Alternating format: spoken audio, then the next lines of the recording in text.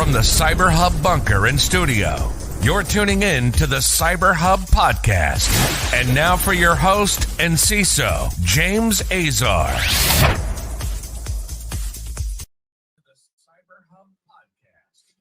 Good morning, security gang. Welcome to another episode of the CyberHub Podcast. We are live on Facebook, LinkedIn, YouTube, Twitter, Twitch, Instagram, and X.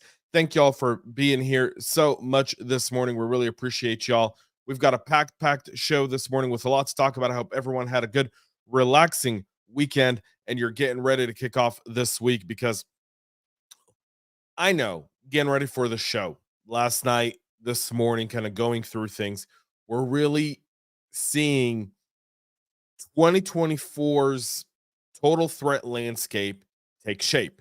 What that means is, as you're getting ready to break off for the holidays, as you're planning for 2024, it's time we do some recalculations. We'll talk about that here in just a moment.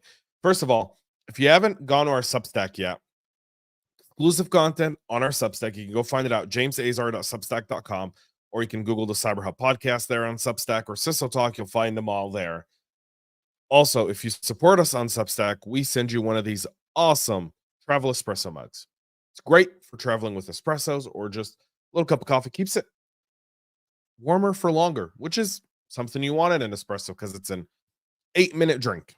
So without further ado, I've got my real double espresso here. Coffee cup cheers, y'all. Brilliant for all of y'all tuning in this morning. Let's go ahead and kick off this show with the Mongo database breach that is now being disclosed as a malicious hack of its corporate system, warning that customer account metadata and contact information was part of the stolen data. This was a short notice posted over the weekend by the New York-based MongoDB, saying they detected suspicious activity on December 13th. They now say that that customer data has been exposed. In a notice to customer, CISO over at MongoDB, Lena Smart, said the company was not aware of any exposure of data that stores customers in its flagship MongoDB database Atlas product. Nevertheless, they recommend to stay vigilant. However, some reports are now saying that there is customer data was exposed. So what does that mean? Still remains to be seen. Primarily, I think what we're seeing is that this MongoDB issue is actually going to, over the next several weeks, is going to prove to be a lot more complex than what a lot of people think. First of all, if they were able to get access to customer data and customer credentials, potentially, then they've got access to your database. If they have access to your database, then we have some serious issues. And if you do that, that's a significant challenge for so many, right? And that challenge is going to be, if your data was exposed, if they were able to exfiltrate your data or connect it somewhere or build backdoors into your database. Well, we understand the challenge of that. And this goes to supply chain integrity over and over and over and over again. We are all reliant on the people that help us and help our business do business. And so the security is not an individual sport. It really is a team sport, and it's across teams, right? It's a national sport in most cases, because you're relying on these folks. And that's part of what we're seeing here with the MongoDB. And as more information becomes available over the next few days and few weeks, we'll be sure to give it here as well. Iran's been hit by a massive cyber attack that's paralyzed all of its gas stations. This is being reported as of last night. The attack has essentially hit around 1,650 petrol stations that were operational out of 3,800 total. It's around 70% of the petrol stations being disrupted in Iran. Iran's state news media is said a group called Joneski Darndi, or Predatory Sparrow, has claimed that it was behind the disruption. Israel has also reported, Israeli news outlets have also reported the same there as well. Asked about the cyber attack, Israeli government spokesperson Tal Heinrich told a press briefing that they have nothing to say about Iran's claim. These guys are associated with Israel. Just so you know, Iran's civil defense agency, who's responsible, said it was still considering all possible causes for the disruption as it investigates. A major cyber attack in 2021 also disrupted the sale of fuel, causing long queues at stations across the country where pump prices are heavily subsidized. Iran has said Israel and the US were the likely culprit behind the attack, and cyber attacks in Iran are a sensitive issue, especially given Stuxnet.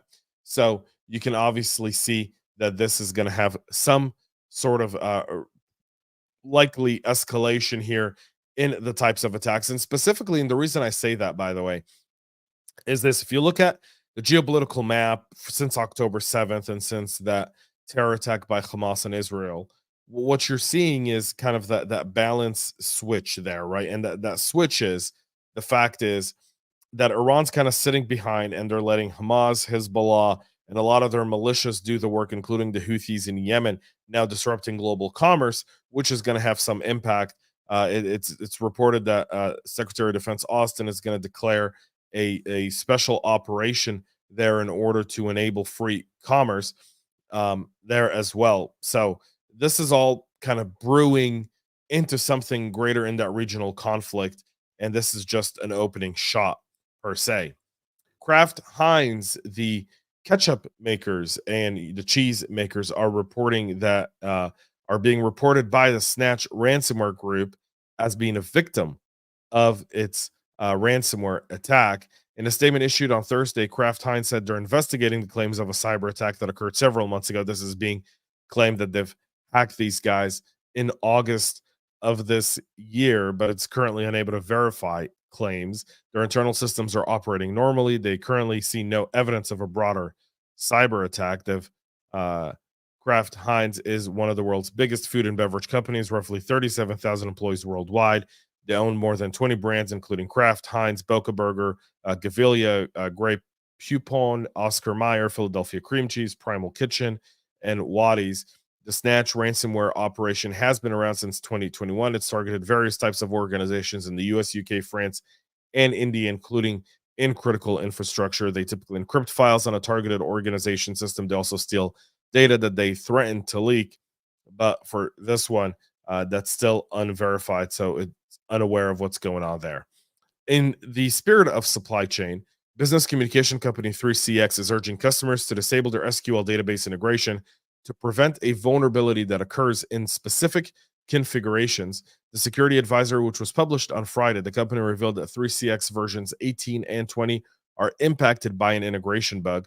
Only 0.25% of our user base have a SQL integrated. It's an old style integration meant for an on-prem firewall secured network. Nevertheless, if you are using the SQL database integration, it's subject potentially to a vulnerability depending upon the configuration. According to 3CX, using MongoDB, MS SQL, MySQL, or PostgreSQL databases should have disabled their SQL integration until further notice, and this is a precautionary measure while they work on a solution to safely re-enable this integration, and follow the instructions below to disable it. You can see all this in the show notes, by the way. The supply chain attack like this one has led to malware being pushed across many of those. More than 600,000 companies worldwide use the 3CX VoIP software solution. So this does have a wide range. 0.25% of them is still a lot of customers and still a lot of companies. Qbot is back and at 'em. They're once again distributing phishing campaigns after the botnet was disrupted by law enforcement over the summer. And again, every time we see this, we celebrate it, but understand the celebration is short-lived. You never catch the entire gang. There's always someone out there that's going to keep it alive, someone who's going to take advantage of the fall of some of the guys that were arrested and some of the systems that were taken down, but they have still some access to that code. And so now it's coming back up again. This was in August, a multinational law enforcement operation called Duck Hunt accessed the CACBot admin servers and mapped out the botnet's infrastructure. They gained access. They took it down. Well, now it's back. Microsoft is now warning that the CACBot is being distributed again in phishing campaigns, pretending to be an email from an IRS employee. And that's specific. Attached to the email is a PDF file pretending to be a guest list and says document preview is not available.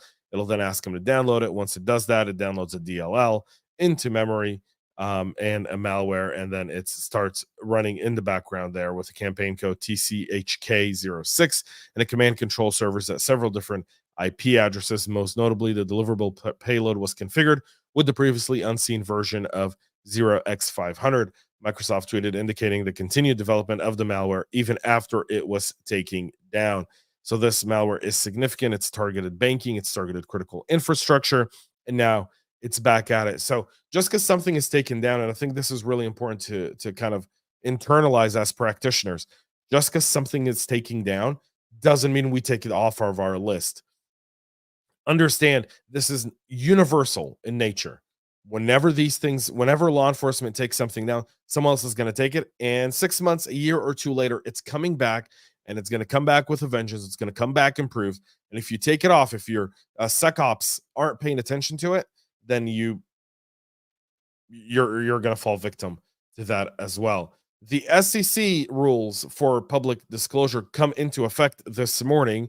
The SEC in late July adopted a new cybersecurity incident disclosure rules for public companies, require them to disclose any material breach within 4 business days of discovering that the incident had material impact. And again, they kind of leave that a bit out there. They're now issuing clarification over the weekend about what information must be disclosed. Eric Greeting, who's the director of the SEC's Division of Corporate Finance, clarified that the final version of the rule is more focused on the material impacts of an incident and requires less information compared to the initial version. Companies are specifically told that they do not need to disclose any specific or technical information about their incident response systems or potential vulnerabilities if that could impede their incident response and remediation process. The commission thus balanced the need for disclosure with the risk that disclosing specific technical information could provide a roadmap for threat actors could exploit for future attacks. Public firms have to report these within 4 business days of discovering them, and there was a request for delay. There's a lot of pushback on this rule, by the way, and this is one of those things where this is not going to stop a breach. This is not going to increase security spending. This is going to increase cost, which is going to translate to a whole lot of different things, right? You've got to report within 4 days, meaning at the CISO and legal level and the board level, you're more concerned about reporting it than actually handling the incident. You're going to have your other teams do that. You're trying to gather a lot of information within 4 days that you could potentially need to share because you're not sure what information is going to be legit and not legit. And if you're a CISO, or if you're a legal counsel, if you're a board, how worried are you about what you're disclosing? And at some point, is that going to lead to legal action like what we saw with SolarWinds and their former CISO, Tim Brown, right? Like there's a lot of different aspects here that come into play with these rules. And all they do, by the way, is we've seen threat actors actually utilize these rules to report that we breached a company. They didn't report it within 4 days, SEC. Go investigate them and find them. If they're not going to pay us, then we're just going to be spiteful.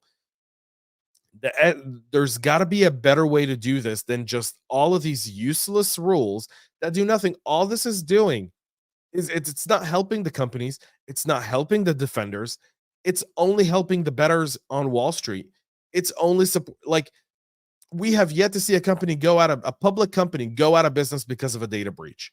So I'm still trying to understand what this means. I'm still trying to understand what's the point of this rule because I don't see it. I don't. I'm having a hard time realizing unless someone is bored at the SEC and they were like, we should do something about this. And this is the best idea they could come up with. CISA on their end is urging manufacturers to get rid of default passwords on internet exposed devices altogether, citing that the risks that could be exploited by malicious actors to gain initial access and move laterally within an organization. This is coming after the Unitronics incident with water facilities that threat actors affiliated and associated with the Islamic Revolutionary Guard of Iran are exploiting OT devices due to simply having the default password to gain access to critical infrastructure systems. And this again goes into the idea that when you're installing these devices, you ought to be changing the password right off the bat.